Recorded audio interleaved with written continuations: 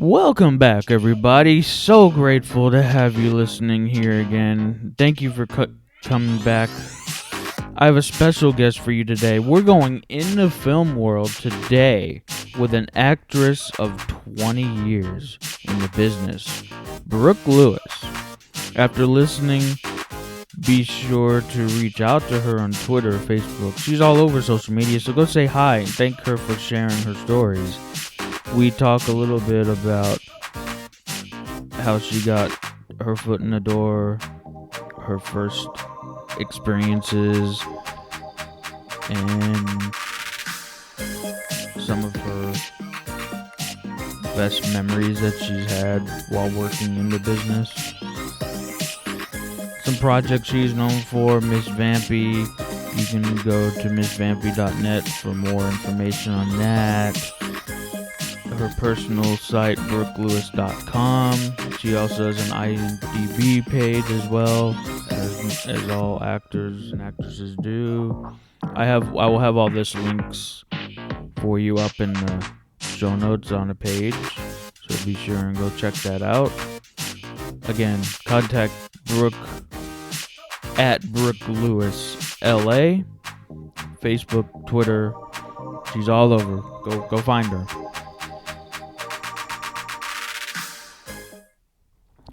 And now let's go in the film world. Please welcome Brooke Lewis. Hello, welcome to another edition of In the Film World. Today I'm with Brooke Lewis, an actress out in LA. Thank you for coming on. We've been working so hard to get this episode going, but we finally got it. We did! Hey, Thomas and all the listeners in the film world. This is crazy. He's not kidding, you guys. We were communicating on Twitter for quite some time all last year, and every time he would have time to do an interview with me, I would book something, which is a good thing. An actor wants to have that problem, right? So it was so funny. So we kept having to push, or I would get sick, and then we committed to right away in January 2018, and then I've been down with that dreaded flu for over a month. And you'll hear me cough. So it's great that we're here together today, and I can't wait for the listeners to get to know me a little bit better, on your show. Yeah, it's gonna be fun, and start out. I've been liking to start out with this question I've been asking everyone. What are you most excited about right now in your life? I love that question because I love when I get to do media interviews and it's not just about acting and film and TV all the time. I love to get down and dirty and personal. So I'm most excited about a lot of things. I mean, for anyone who follows me on social media, I recently got engaged and it's been incredible. We had a true Hollywood romance engagement, like old Hollywood, like Elizabeth Taylor, Richard Burton style. So everybody can check out the photos if you Google it online. That was the end of last year, 2017. So I'm super excited about my engagement, and the other excitement is way too busy to even plan our wedding right now because of all the great film stuff that's happening in my life. So I'm super excited about that too. We'll talk in detail about a feature that I just finished acting in, playing one of the 8 leads, which is so exciting. It's called Half New Year, and we can talk about it when we talk about detailed projects later. And I'm also excited to hit the film festival circuit yet again in 2018. We have had such an incredible run with Psychotherapy and also my new short film called Alan and Millie, a short romance, which again, we'll get into detail. So I would say right now, they're most exciting. And I'm also honestly, keeping it real, most excited about going into 2018, really focusing on my acting career. I've done so much, with authoring books the last couple years and my dating expert work on reality shows and producing, and I am ready to just be an actress again like I was when I started out my career. So any of you Texas filmmakers out there, you're my favorites. Please hire me. Yeah, exactly. Congratulations on the engagement, and congratulations on all the work you already have booked in 2018. That's super awesome. Thank you. Yeah, I'm so excited. I'm shouting out to, in fact, one of my best friends in the world who's like my Texas, we call him my Texas big brother, Parrish Randall, who who's right outside of Dallas. And he's like taken the entire Texas film world by storm, and he's working with like Billy Pond. He did Circus of the Dead. So if there's any Texas listeners listening, you know who I'm talking about. There's so many great filmmakers out there, and I am just dying to come out and work again. And we're in talks, why I bring it up, to do a couple of films together this year. So I'm pumped. All right, so we a little bit of intro. We introed what's coming for you and what's going on in your life. What are you most grateful for right now? I am grateful. I'm grateful that I finally beat this flu because it was horrible. I Yes. am really grateful. I try to be grateful for a lot. It's something that as a life coach, I commit to and I encourage my clients to do, and I speak about it on TV and stuff. That we just need to be grateful for the little things, and sometimes it's really hard to do that because when you're so challenged with the bigger things, especially in the Hollywood film industry. In my career, I get very frustrated, very challenged with a lot of things. So I try to look at the good stuff. I'm grateful that I have got the most amazing people in my life, from my family to friends to my fiance to the people in my industry. I'm grateful that I have been able to sustain a 20-year acting career, even if it means sometimes not working as much as I'd like to. I'm grateful that I've been embraced by the film industry from New York to LA, and that I have so many wonderful filmmakers in my life who actually still consider me for projects. Just wonderful, wonderful people. And I'm grateful that I've gotten to work with directors and producers over and over again, that they believe in me. I believe in them. I'm grateful that I have great representation out here, and I'm just trying to remind myself that even at the tough times, and all the listeners who work in the film industry know this, it ebbs and flows. So even at the tough times, I focus on, what can I do to move my career forward? And most importantly, and I should have said this earlier on, I am so blessed and grateful for the most wonderful fans in the world. I truly have the greatest fans in the world. And I know a lot of actresses say that, but I mean it. Like, my followers and fans on Twitter, Instagram, Facebook fan page, the fan mail I get, it keeps coming and coming. And I'm so lucky because I would be nowhere all these years without a steady fan base. So I'm really grateful for the fans. All right, you mentioned about your 20 years of being of acting. Go back that 20 years and how did you know you wanted to be an actress? Well, I knew a lot longer than 20 years ago. So I knew very early on that I was not quote unquote normal. I was always unique. I was always a little different. I danced to the beat of my own drum as a kid. My parents were divorced when I was 2. And I would, spend a lot of alone time, and I would watch movies all the time on TV. I would watch TV. I would talk to the characters in the television. And I knew I was a little different in that I could channel that. I was a very insecure kid too. So I always knew I could channel that through the creative arts. So I was like singing, dancing, acting, doing musical theater very, very young in Philadelphia. And so then when I went to college, I was doing again musical theater in high school, community theater. And when I went to college initially with a degree in theater, and then ended up getting a minor in theater, but my majors were in criminal justice and rhetoric and communications. I was going to go to law school. So I kind of took a detour there, but I knew in my heart by when I graduated college and I was going to go to law school, and my heart and gut said, "What are you doing? You're doing this to please everyone else, not yourself." And then I had the courage, and I really do think it takes a lot of courage to take a chance in an unstable creative industry. So I knew at 21 years old, I was not going to go to law school. I was going right to New York to pursue acting. And that's when I knew 100% in my heart that that's what I was really committed to. So moving into some of your projects and roles you've had. What are some projects you you worked on that listeners might recognize you the most on?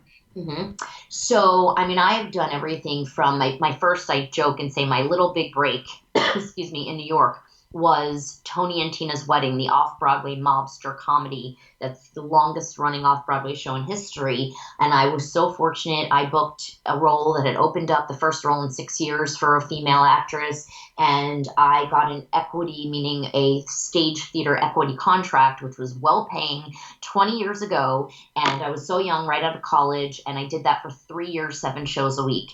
And so that really was so rewarding that I was able to sign with a big agent in New York. And I did a lot of great indie films there. But it wasn't really until I moved to Los Angeles, 15 years ago, that I started to get the recognizable break. So I had done a lot of indie film and nobody really knew who I was. I did a recurring role on a Fox sitcom in 2004 that got canceled. And again, for all the listeners, when you see actors out there like me, what are you known for? I mean, there are roles that I have been big movies I've been cut out of, or TV pilots I did that I had lead roles in that never got picked up. So it's always so challenging when you think it's like the one you're going to be known for. But what put me on the map, and I say this with gratitude all the time, was becoming a quote unquote scream queen. So that's really, it was like 2006, 2007 that we shot a film that was originally titled Polycarp, that I starred in with Oscar nominated Charles Durning, who passed away, and Michael Pare from Eddie and the Cruisers, Street Fire. And that really put me on the map in the thriller horror genre.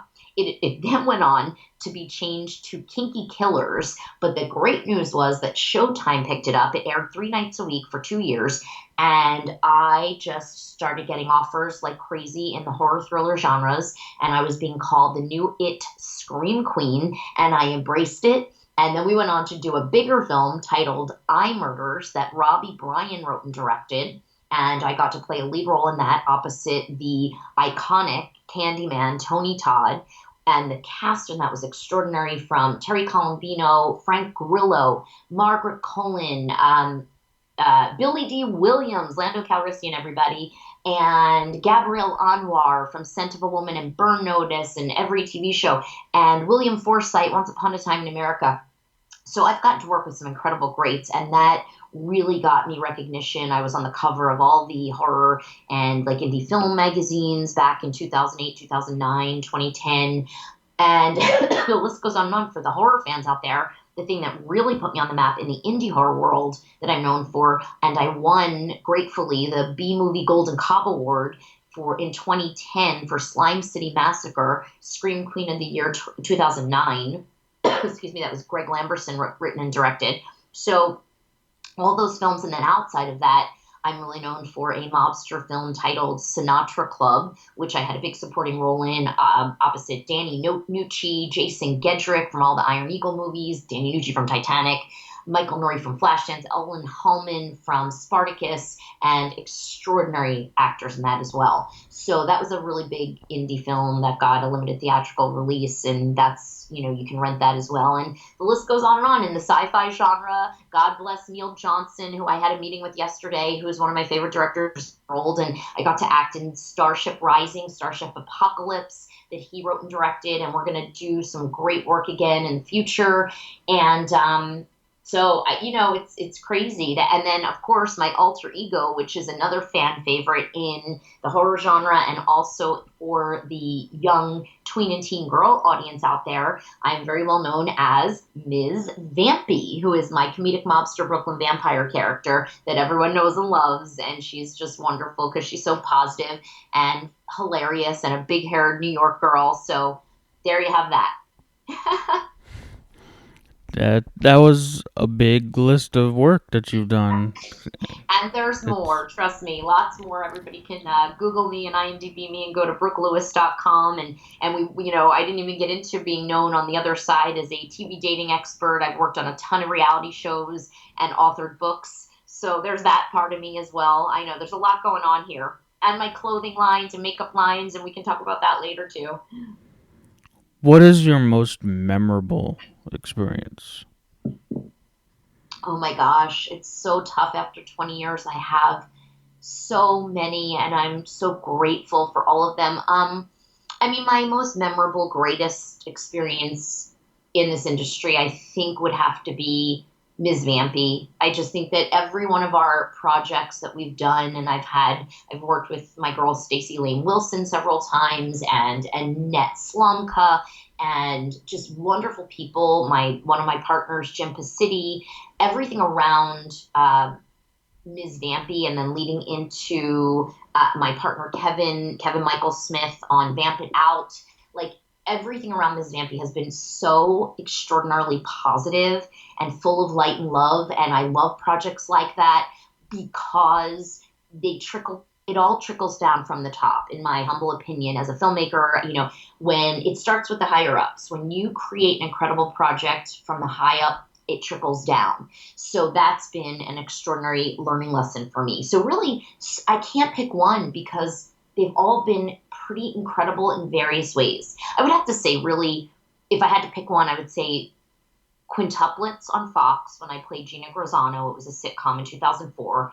And it was such an incredible experience. They had been searching for so long to find this role of the senior in high school, Gina Grazano from Staten Island. She was like a Guidette Staten Island bully, and they searched high and low and couldn't find the actress to fit the role that they were looking for. And I was 10 years older at that point in time than a high school girl. So, it was like one of those, old school 90210 stories. And literally I went to audition. They kept me all day. They kept bringing me back to producers. Literally, I didn't even leave the Fox studios. They put me in one of the carts. I booked the role. They called my agent. They said, "We need you now." They ushered me right to set, and I was there for a month. And that is such a memorable experience because it was just such a gift, like incredible. It doesn't usually happen that way for all the listeners. I've auditioned plenty for TV, and, I've even booked things where it's been taken away from me and given to another actress later. So I don't get excited until I literally get onto set and the contracts are done. And in this instance, it was like done in a day. Great experience. Who has the most influence on your life?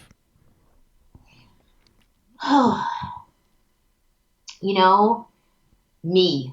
And I know that sounds egotistical, but it's not meant to be egotistical. Me. And I've learned that we as individual people want to be the greatest influence on our lives because we want to be the ones in control of our lives, and we want to make the most powerful choices we can. So I've been influenced creatively, to be honest. My family was not in the industry at all. They're all back east, and they've given me so much love and support. My fiance gives me so much love and support and encouragement every day when I want to quit this damn business and I want to throw in the towel, and I keep going. So my friends, family, fiance really have been the greatest influences in support. But if I go back in time, I mean, some of my greatest female influences in the industry, Elizabeth Taylor and Mae West, because they were, powerhouses before women were allowed to be powerhouses in the entertainment industry. They're my greatest favorite icons in the world. Then I look at other powerful actresses like Viola Davis and Angela Bassett and, Octavia Spencer. They're some of my favorites. And Taraji Henson. These ethnic women who don't fit the mold, who never quit, never gave up, and now they're rising to the top. And Oprah Winfrey as a spiritualist, and Angelina Jolie and Jennifer Aniston. I hate to put them in the same sentence, but just these women who have been visionaries and fought really hard to stay in their position in the industry, in this lifetime, in this era. And so those are such great influences. And then again, going over to my personals, like the ones who really inspire me in TV, like Fran Drescher from The Nanny, and Leah Remini, King of Queens, and all the roles that I would love to play, and Nia Vardalos, My Big Fat Greek Wedding. These are people I've met, and like that is where so I wouldn't say they inspire me to do the Ms. Vampy stuff. Elvira in the horror genre, and Jamie Lee Curtis and Danielle Harris and Adrienne Barbeau and all the original famous scream queens. All those powerful women have had an influence and an inspiration on me. And so I try to emulate them and a lot of their work and try to be a visionary on my own. But in the end, it's really about what inspires me. Because if I'm inspired as an actress and a filmmaker, I can then inspire others. And that's the true goal. Yeah, I was told by people, the worst. Who are you most afraid of? And I have to go to my dad when he says I'm most afraid of me, and that's what you just said made me think of that. That's great because that's really powerful. And that's really, I think someone to be able, I don't know your dad and due respect to him, like someone who's able, and I would have to say, now that you've brought that to my attention, I'm most afraid of me too. I mean, that's so someone that's very evolved to be able to say that because we can be our own worst enemies. And I should be most afraid of me because more than anyone who has been a naysayer in my life and career, more than anyone who has put me down personally or professionally, more than anyone who has told me no in this business, I'm my own worst naysayer and no sayer. And that I teach as a life coach. I teach that to teens. Like, it's that chatter in our minds. And if we say we can't do it, we can't do it. And I am the worst. I know I get this a lot from fans and on social media and even emails and fan mail. I wish I had, and young women especially, I wish I had your confidence, Brooke, to do this. I wish I had your confidence to be an actress. I wish I had your confidence to move to Hollywood. And I share very openly with the listeners, I am the least confident person I know. I'm the most insecure person. Even after 20 years of being a professional actress and getting paid to do what I love, I am the first one who questions every performance. Ask my directors, and part of them respects it so much because I'm such a perfectionist. But the other part of them is like, Brooke, you have to trust me. Like, you did a killer, stellar performance, but I never believe it. So that's true. I should be most afraid of me because I'm my toughest critic. What was the most important lesson you had to learn that has had a positive effect on your films and work?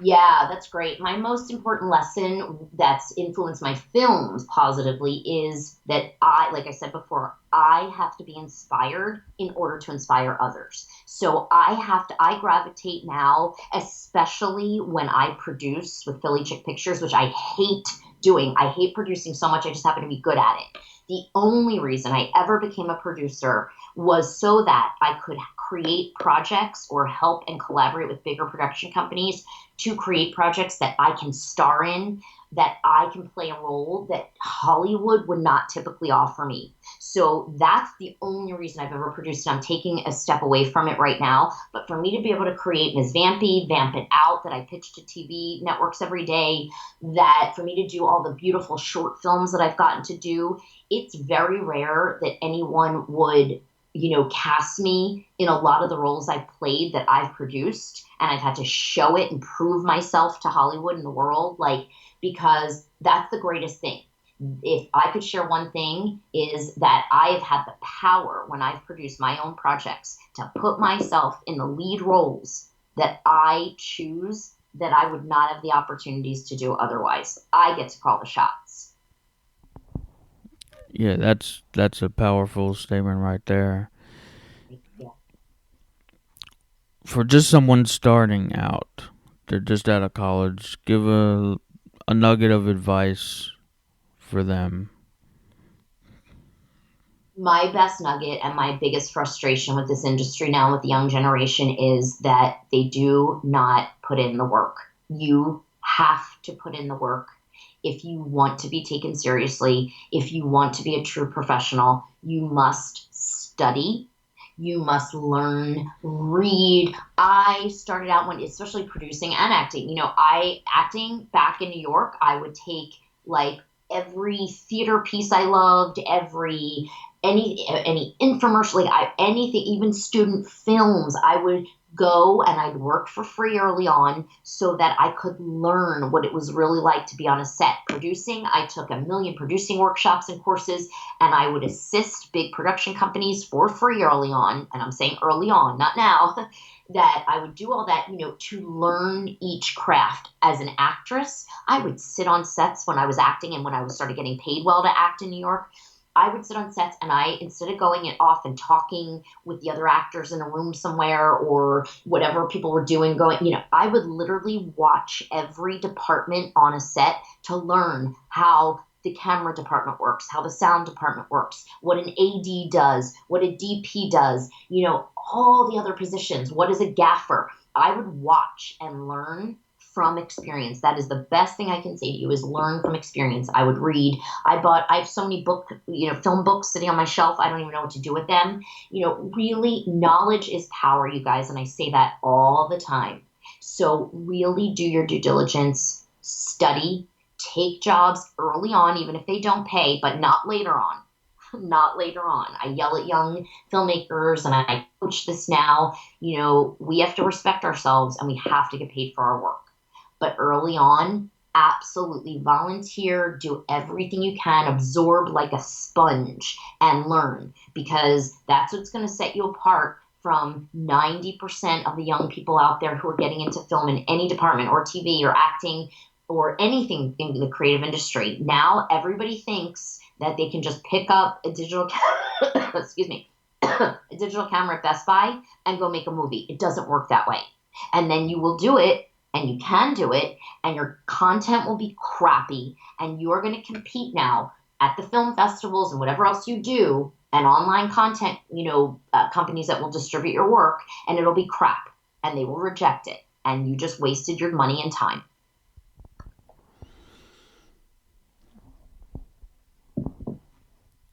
How's that for powerful? So moving off that, what do you consider now that you've done the work, you've learned all the many crafts out there, what it takes to do, what do you consider, as an actress or being on TV or a role, what do you consider to be your bread and butter, like type of role, or like my dream roles? Yeah.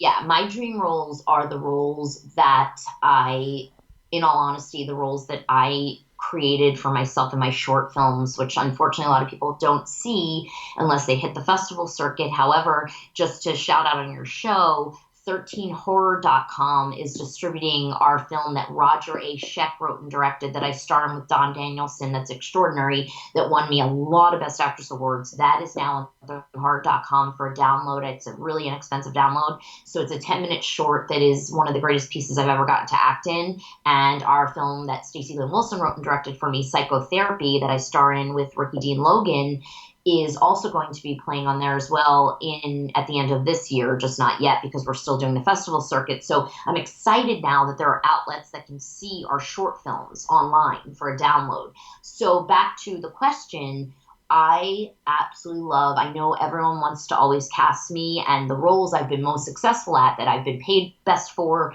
have been the hooker, the comedic hooker in Sinatra Club, I play Rosella, or the quintuplets role, like the Gina Grisanos, or the Ms. Vampy role, like the mobster Guidette.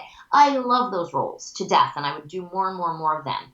And the crazy, like I said, the prostitute, the strippers. I mean, I'm getting older now, so I don't want to do those roles, but I've had a lot of success with those roles. However, my heart and my passion are much more of the power struggle, like badass, female, conquer the world, but dark, like Sprinkles and Psychotherapy. They're both themed with sort of the woman scorned, and they're dark and they're strong and they're emotional and they're powerful and they're vulnerable and they're usually painful. And that's what I love the most to play as a woman. Like, even going back to the mobster shows and stuff, like the old show Sopranos, the Edie Falco lead role. That's the role as I get older I dream of playing. And I think in another 10 years I might be able to, trying to think what other super powerful. Yeah, I'm as much as I get cast in the comedy roles, and I love them. Like I just played, Pam DeLuca in Half New Year, and that Tom Arash directed, and Drew McEnany wrote and starred in, and Georgia Monides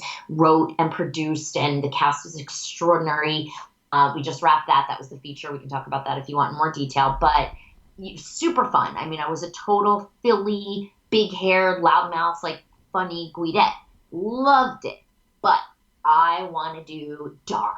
I love dark. I love the Brian De Palma characters, like in Dress to Kill and Blowout and the old school movies, the thrillers. That's my jam. Awesome. I have three final questions on this episode today. Starting out, this question originally, I started listening to this other podcast a couple months ago. Lewis Howes. I don't know if you ever heard of him. He's out in L.A. too. Mm-mm. Lewis Howes and the School of Greatness podcast.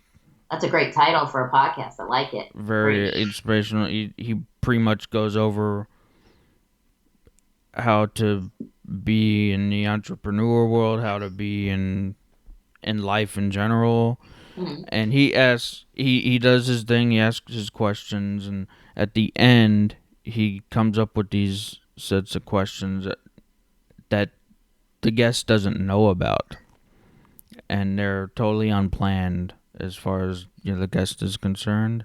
One of them is a 3 truths question. I've been asking that, taking that from his, but I kind of went away from that and adopted my own and turned it into more film. And this is what I came up with. What do you want? Oh, that was another question. 3. I'll start with that first. Okay. What are 3 movies or TV shows that you think best describes your life or life in general? Oh, that's a good one.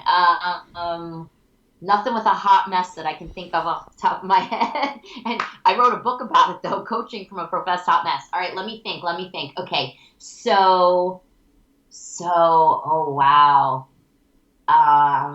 Okay, so one of them would be,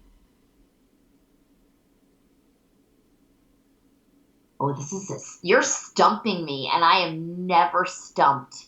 Okay, so one of them that like describes my life, still has always described my life in LA, and that would be Swingers, which is one of my favorite indie films ever made.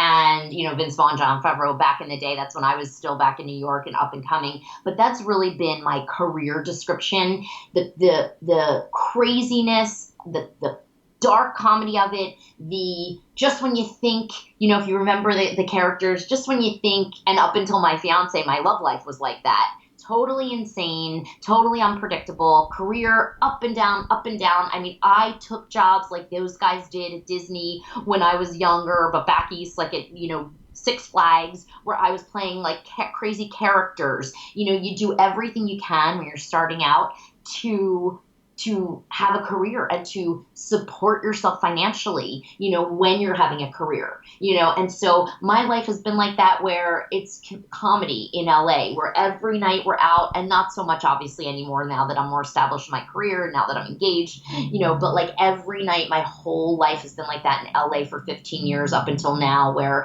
it was going to different networking events, going to parties, who's who of Hollywood, having the crew. I mean, I had a posse like nobody's business here. So my life would be like a mix in my career and socially up until now of Swingers and like Entourage. Honestly, for sure, Entourage. So those would be 2. Then I would say, what other movies or TV? Well, I got to shout out probably to my new favorite show on TV, and that's This Is Us. So for all the fans, oh my gosh.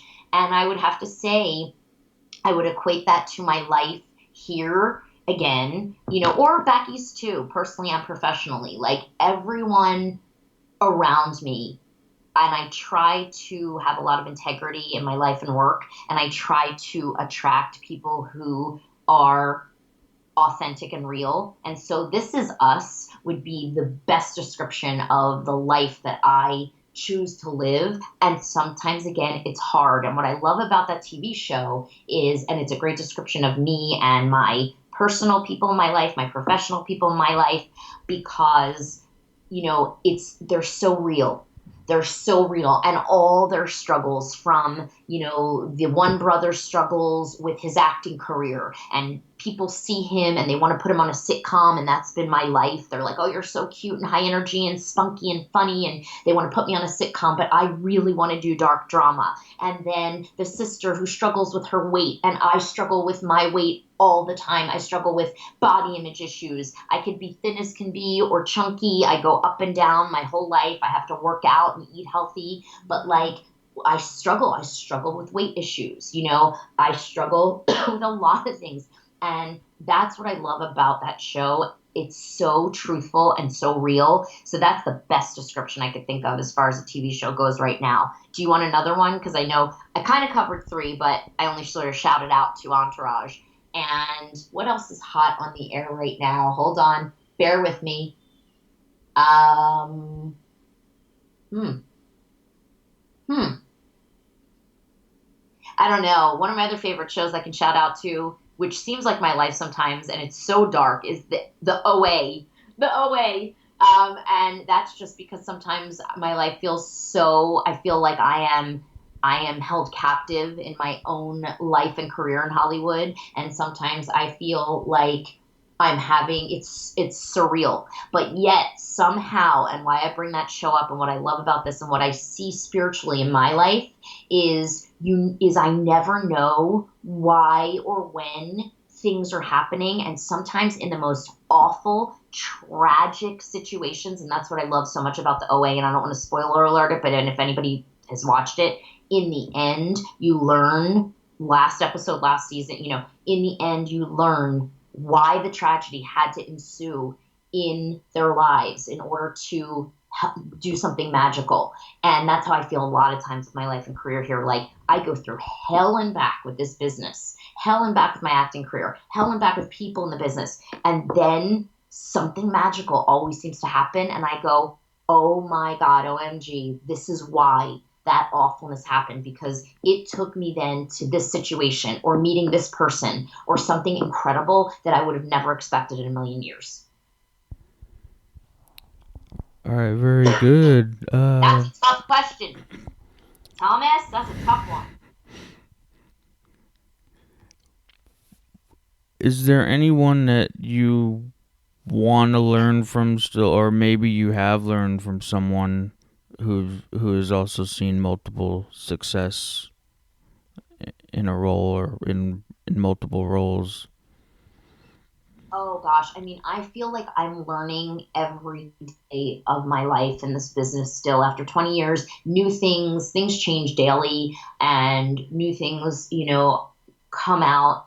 And I really love what's happening right now. I'm not going to get into the whole Me Too movement, and there are things that I support. There are things that I don't believe in. I think everything should be equal, men, women, all races, all of it. So I'm not one to engage in that stuff, but I do love that. I love the empowerment for women movement that's going on right now. And my Vamp It Out TV series fits right into that. I want to empower young women. I want women to know that they don't have to be 6 foot tall, blonde, skinny, and beautiful to be beautiful. That's not the way it should work. There's beauty inside and out. I really am a supportive person of internal beauty and expressing yourself. And I love that, if you watch TV, especially the cable shows now, or the OTT networks like Netflix and Amazon and Hulu, people are normal. They look more normal. They're different sizes, different races, and I love that. So I learn from the powerful women who are doing it right now, who are creating their own shows, who are rocking it. That's who I'm learning from in this moment. That's who I'm watching. And before I go on with the last question, I'd like to just remind everyone, Brooke Lewis is on Twitter actively. That's how I found her. Brooke Lewis LA, at Brooke Lewis LA. Perfect. At Brooke Lewis LA on Twitter, at Brooke Lewis LA on Instagram, at Brooke Lewis LA I have a Facebook fan page, which I look at all the time. So please leave me comments on there as well. I love it. I'm just not a regular Facebook person. And what else? BrookeLewis.com is my press site, and BU and Be Fearless Life Coach is my coaching site, but that's also my entertainment consulting site. And it also has all the books I've authored, and it contains all the information to, and I want to definitely shout out real quickly to Metal Babe Mayhem. My partner, Allison Metal Babe Cohen, and I had designed 2 years ago a badass clothing line, you guys. So check it out. And if you say that you heard this on the podcast, you can use hashtag capital BROOKE 16, and you can use that to get a discount when you check out, 20% off of everything. So just use that. But we just launched, just to shout out, you're one of the first to hear it, in this new year. While I was sick, we were finishing it up, and we have a Rock Your Hot Mess clothing brand. So we just added, since my engagement, a bridal Rock Your Hot Mess clothing brand. So we have bridal and bachelorettes. Anybody who's getting married, go check it out. But you can go right to my site and go to metalbabemayhem.com, or you can go right to my site at BU and BeFearlessLifeCoach.com and go to the Hot Mess clothing. Check it out. Same thing with my Tosh Cosmetics line. And that is Tosh Guerrero Castagna is my partner on that. She has an incredible all-natural hypoallergenic skincare and makeup line, and we got branded with that. So you can check out all my Professor Hot Mess and Ms. Vampy Girl products on there. Everybody can go to that website. My coaching site has all my brands and products listed as well. Or, like I said, brookelewis.com. Everything's there. And now we're at the final question of the episode. This has been fun. A lot. You bring a lot of energy. You brought a lot of energy to this episode. Thank you. That's how I roll. Yeah. I'm pushing myself to be a lot more energetic, bring a lot more energy to whatever I do as well. Well, I think that's a great idea, because we are both entertainers, but I want to give props to you too, Thomas, that, I've done hundreds and probably over 1,000, radio and podcast interviews in my career, honestly. And I have to give you mad props, that, because I've worked with people on shows that have a lot more energy, but they don't do their due diligence in my career, and they don't have creative questions. So props to you. I know you pre-prepped me and told me it would be unique, and you have standard questions that you love to send out that are extraordinary. So thank you to you, and I want to acknowledge you for that, because you do such a great job as a professional to cover areas that are fun for me to answer. I get energized when you ask me great questions. So good on you, because a lot of times I do podcasts and they just ask me the same standard question about, horror movie, whatever. And I love those too, but you're really covering everything in depth. And so I'm able to give you better answers. So thank you for doing that. I appreciate that comment. So last question, why do you think the film industry is important in our world? Gosh, I think that's another really powerful one that we can end on, and I hope I won't answer for 2 hours. I think now more than ever, the film industry is so important. I think that the film industry and the TV industry right now are more important than ever, because I think that they're more, open than ever. They're more revealing than ever. We watch, especially the ones I love, like we'll go to films, everything, made for TV movies, whatever, on Showtime, HBO, Netflix.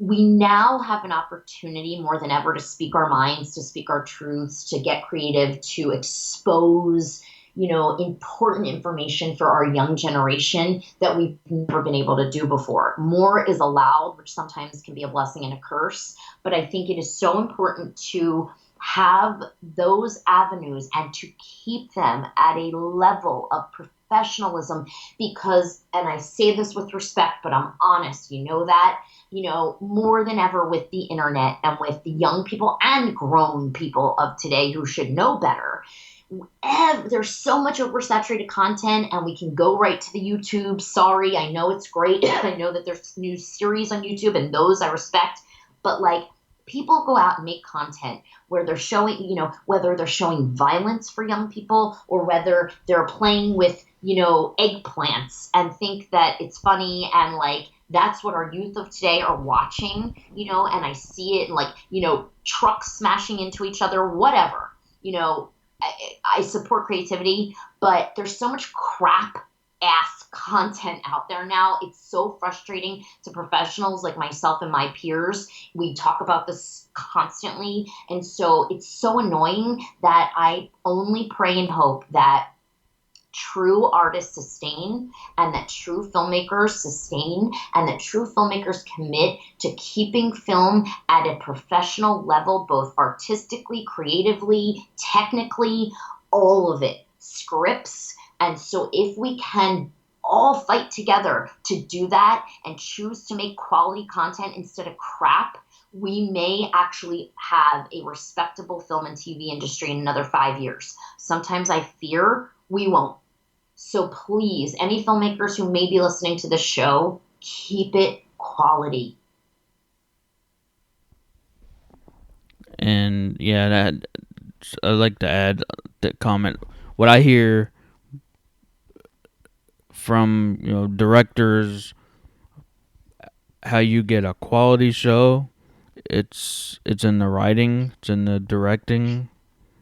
You have to have a good script, have to have a good concept. That's what I Agreed. always keep hearing.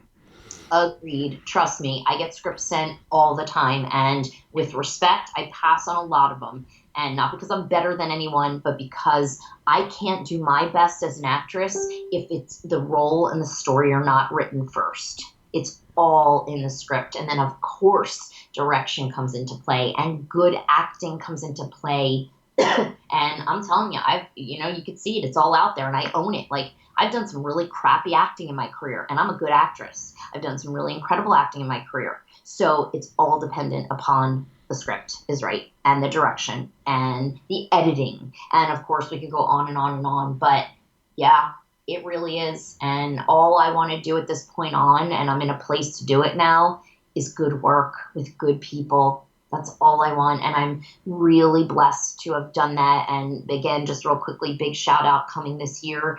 Again, our Psychotherapy Film Festival and Awards tour that Stacey Lane Wilson wrote and directed, Bryce Campbell produced, Stephen Colson DP'd. It's beautiful. Ricky Dean Logan's an incredible actor, got to star with. Shout out. My newest one is Alan and Millie, a short romance I mentioned. Marcus Redmond, Doogie Howser wrote and directed it. Again, all in the writing. An incredible piece for actors that Courtney Gaines, who's one of my best friends, Children of the Corn, Can't Buy Me Love, the list goes on and on. He's brilliant. We got to star in that piece together. I produced it. Incredible. That will hit the festival circuit and award show like next month.